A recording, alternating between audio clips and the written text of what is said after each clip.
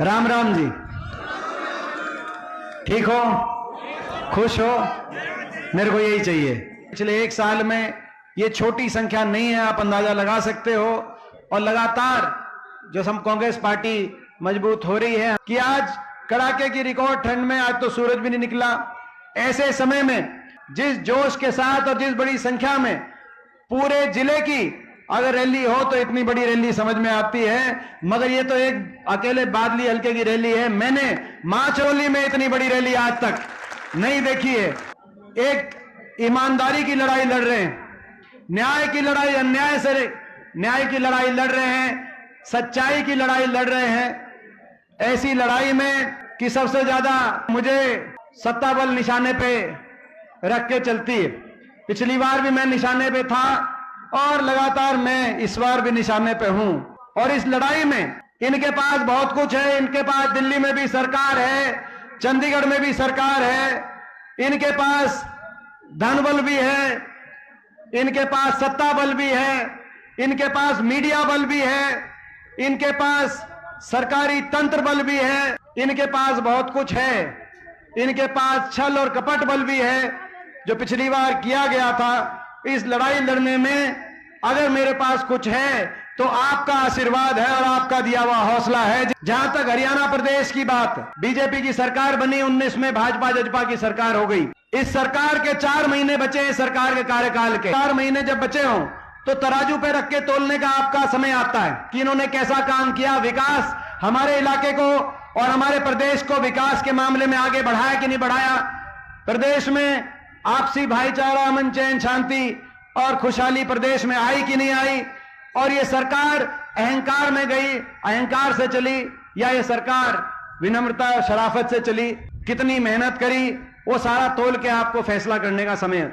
जो हरियाणा प्रदेश देश में 2014 से पहले जब चौधरी भूपेंद्र सिंह हुड्डा जी के नेतृत्व में देश में विकास में नंबर 1 माना जाता था, इनका रिपोर्ट कार्ड ये कि वो हरियाणा प्रदेश आज विकास दर में तो देश में 17वें पायदान पे आ गया, विकास की पटरी से उतर गया हरियाणा। लेकिन देश में नंबर 1 अगर पहुंच गया तो आज बेरोजगारी में देश में नंबर 1 पहुंच गया। हर घर में एक नौजवान बेरोजगार, शिक्षित बेरोजगारों की फौज खड़ी हो गई हरियाणा में।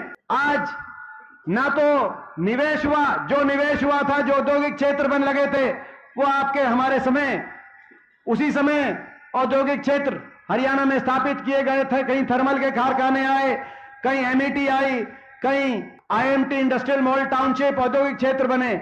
उस समय के बाद एक भी कोई नया ना तो औद्योगिक क्षेत्र बना, ना कोई एक नई बड़ी इंडस्ट्री आई। न बड़ी इंडस्ट्री भी उसी समय आई थी, चाहे पैनासोनिक की बात हो, चाहे योकोहामा की बात हो, चाहे एनटीपीसी की बात हो, चाहे जेके सीमेंट की बात हो, चाहे रिलायंस की बात हो, चाहे मारुति की बात हो, रोहतक के अंदर एशियन पेंट की बात हो, बड़ी इंडस्ट्री भी उसी समय आई थी। उसके बाद ना तो इंडस्ट्री आई, ना तो निजी क्षेत्र में उस रूप में रोजगार में वृद्धि हो पाई, और ना ही सरकारी क्षेत्र के अंदर रोजगार मिला। सरकारी क्षेत्र में तो 5 साल तक ये नौकरी निकालते नहीं, जो निकालते हैं वो भर्ती घोटालों की भेंट चढ़ जाती है। एचपीएससी एसएससी के दफ्तरों में करोड़ों रुपए की बरामदगियां इस सरकार में, 30 से ज्यादा पेपर लीक घोटाले। और इसके बावजूद अगर कोई लिस्ट निकली इन 5 साल में, और इससे पहले भी ये हमने देखा, तो उन लिस्ट में हरियाणा से ज्यादा हरियाणा के बाहर के नौजवानों का नंबर लगता है। हरियाणा में ऐसी सरकार है जिनके मुख्यमंत्री कहते हैं कि हरियाणा वाले कंधों से ऊपर कमजोर हैं और कंधे के नीचे मजबूत है। ये मुख्यमंत्री कहते हैं, और ये साबित करने के लिए ऐसा दिखाई देता है कि ऐसी लिस्ट निकलती है। एसडीओ की लिस्ट आई 2019 में, 80 में से 78 बाहर के, 2 हरियाणा के। एसडीओ इलेक्ट्रिकल की लिस्ट आई 2021 में, 99 में से 77 बाहर के, केवल 22 हरियाणा के। इस साल अभी असिस्टेंट प्रोफेसर की लिस्ट आई जिसमें 156 में से 103 बाहर के, केवल 53। एचसीएस की लिस्ट आई 36 बाहर के। अभी ब्लॉक पंचायत अफसर के 7 पोस्ट, पंचायत अफसर में, पंचायतों में काम करना, हरियाणा में काम करना है, लेकिन 7 की नियुक्ति आई जिनमें से 5 बाहर के, केवल 2 हरियाणा के बच्चों का अफसर मिला। पहचान बदल दी हरियाणा की।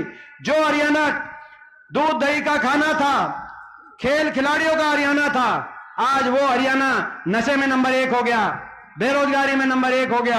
आज ऐसी स्थिति इस सरकार में इन्होंने बनाने का काम किया। ना सच हारेगा, ना ईमानदारी हारेगी, ना न्याय हारेगा, ना शराफत हारेगी। हरियाणा प्रदेश के कोने कोने में चारों तरफ लोगों ने मन बना लिया है। हर कोने से एक ही आवाज आ रही है बीजेपी जेजेपी की एक खट्टर सरकार जा रही है और हुड्डा साहब के नेतृत्व में उदयवान जी की अध्यक्षता में कांग्रेस पार्टी की सरकार आ रही है।